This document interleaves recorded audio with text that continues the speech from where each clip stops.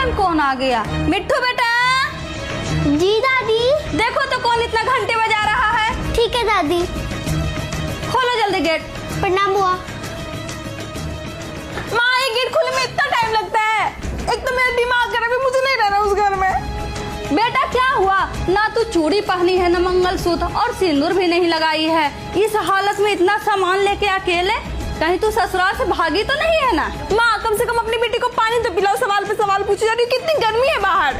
मैं नहीं पूछूंगी पानी के लिए, तुम जाओ अपने ससुराल। मम्मी मैं बोल दी, उस घर में मैं कदम तक नहीं रखूंगी। कहाँ शादी कर दिया, फंस गई मैं। बेटा इतना बड़ा डिसीजन लेने से पहले तुम मुझसे पूछिए। और दूसरी बात, ये शादी तुम्हारे पसंद के लड़का से हुआ है, और शादी के बाद एक बार भी नहीं बोली कि ससुराल मेरा गंदा है। हमेशा कहती थी कि ससुराल मेरा बहुत अच्छा है, मेरा घर स्वर्ग है, मेरे सास ससुर मेरे माँ बाप के समान है। जितना मन हुआ खाया पिया, जहाँ घूमना फिरना, कोई रोक टोक नहीं, कपड़े लत्ते किसी चीज की कोई कमी नहीं हुई। अचानक से ऐसा क्या हो गया भाई कि ससुराल छोड़ना पड़ गया तुझे?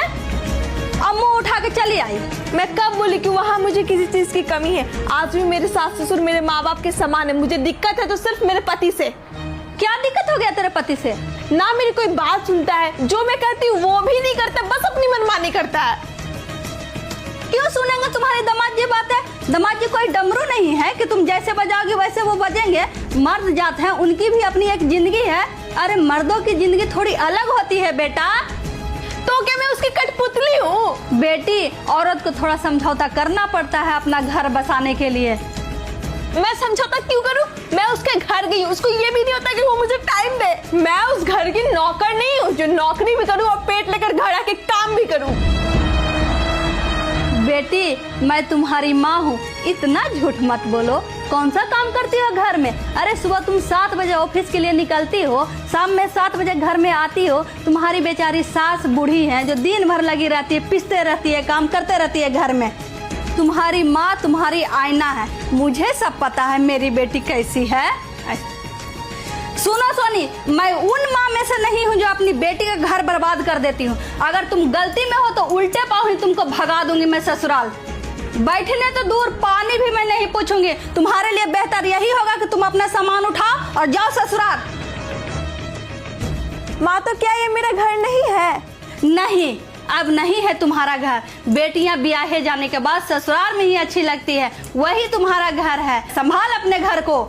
माँ मैं वो आदमी के साथ कैसे रह सकती हूँ? वाह, दामाद जी जब तुम्हें घुमा फिरा रहे थे, शॉपिंग करा रहे थे तो अच्छे थे, और दामाद जी जब अपने कंधों की जिम्मेदारियां समझे और कमाने के लिए निकले तो वो आदमी हो गए दामाद जी। बेटा थोड़ी बहुत हर मियाँ बीवी में झगड़े होते हैं, इसका मतलब ये तो नहीं ना बेटा कि तुम माँ के घर चली आ।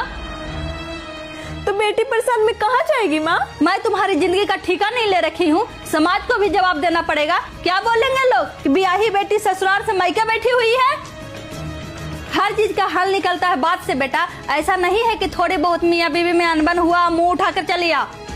ये बच्चा जो अभी दुनिया में आया भी नहीं है, इसकी जिंदगी के बारे में सोच। इसकी जिंदगी तुम दोनों की जिंदगी से जुड़ी हुई है बेटा।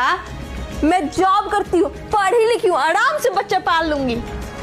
पढ़ी लिखी हो इसका मतलब तुम अपने अंदर ईगो रखोगी? सोनी, पढ़े लिखे का मतलब ये होता है कि तुम अपने सेल्फ रिस्पेक्ट पे उंगली नहीं उठने दो। ईगो नहीं अच्छी लगती मर्दों को। माँ मैं क्यों झुकूं हर बार?